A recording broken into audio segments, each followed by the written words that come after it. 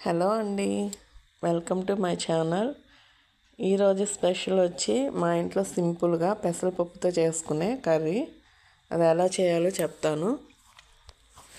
పెసరపప్పు అయితే బాగా ఉడకబెట్టుకొని ఇలా పక్కన పెట్టుకొని,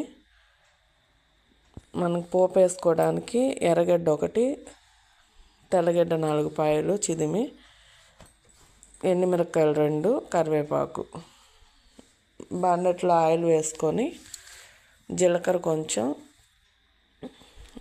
ఆవాలు, పచ్చిశనగపప్పు అవి కొంచెం బాగా వేగాక, పచ్చిశనగపప్పు వేసుకుంటే మనకు ఫ్లేవర్ అనేది కొంచెం తీపప్పు కాబట్టి బాగుంటుంది.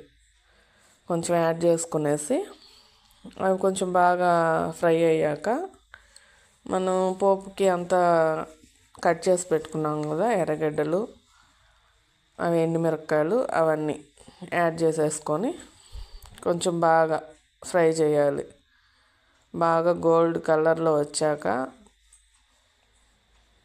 గోల్డెన్ బ్రౌన్ కలర్లో వస్తాయి బాగా ఫ్రై చేశాక, అప్పుడు అవి తీసుకెళ్ళి పప్పులో యాడ్ చేసేసి, కొంచెం మనకి వాటర్ కావాలంటే కొంచెం జారుగా కావాలంటే కొంచెం వాటర్ యాడ్ చేసుకొని, బాయిల్ చేసుకున్న వాటర్ అందులో మిక్స్ చేసుకోవాలి. కొంచెం గట్టిగా కావాలంటే గట్టిగా అలాగే ఉంచుకోవచ్చు.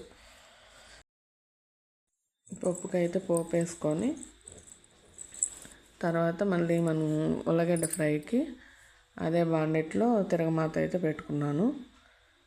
తిరగమాతకి ఆవాలు, కొంచెం పచ్చెనగపప్పు, మినప్పప్పు కొంచెం వేసుకొని, ఆనియన్స్ యాడ్ చేసుకొని, అవి కొంచెం ఫ్రై అయ్యాక ఉల్లగడ్డలు వేసుకోవాలి.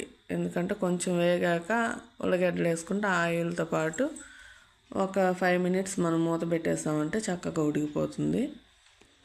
తిరగమాత వేసుకున్న తర్వాత ఎప్పుడు కూడా పప్పు అనేది ఒక 5 to 10 minutes అలాగా బాయిల్ అయితే చక్కగా మంచి టేస్ట్ వస్తుంది.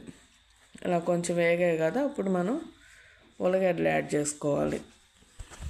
ఉల్లగడ్డలు యాడ్ చేసుకొని కొంచెం ఫ్రై చేసి, పసుపు, సాల్ట్, మనకి ఎంత సాల్ట్ సరిపోతుందో, ఫ్రైకి ఎప్పుడు కూడా కొంచెం తక్కువగానే, ఫ్రై ఐటెంకి ఏంటంటే మనం ఎప్పుడు కూడా కొంచెం తక్కువగానే వేసుకోవాలి సాల్ట్ అనేది. ఎందుకంటే అది ఎక్కువ అబ్జర్వ్ చేయదు, అందువల్ల ఎందుకంటే సాల్ట్ ఎక్కువ అయిపోతుంది ఒక్కోసారి, అందుకని కొంచెం తక్కువగానే వేసుకోవాలి. ఒక 5 minutes అలాగా మూత పెట్టేసి తర్వాత తీసాక చక్కగా కుక్ అయిపోతుంది. ఫ్రై కూడా మంచి టేస్ట్ ఉంటుంది. ఈ పప్పుతో ఉల్లగడ్డ ఫ్రై కాంబినేషన్ చాలా బాగుంటుంది. మీరు కూడా ట్రై చేయండి. చిన్నపిల్లలు కూడా చాలా చక్కగా తింటారు ఈ పప్పుని. ఇది మామూలుగా ఈ పప్పు కాంబినేషన్లో కూడా ఉల్లగడ్డ ఫ్రై చాలా బాగుంటుంది. అందులోపే రైస్ కూడా అయిపోయింది. వేడివేడిగా రైస్ కూడా అయిపోయింది. వేడివేడిగా రైస్లో పప్పు, ఆలు ఫ్రై వేసుకొని తినేద్దాం.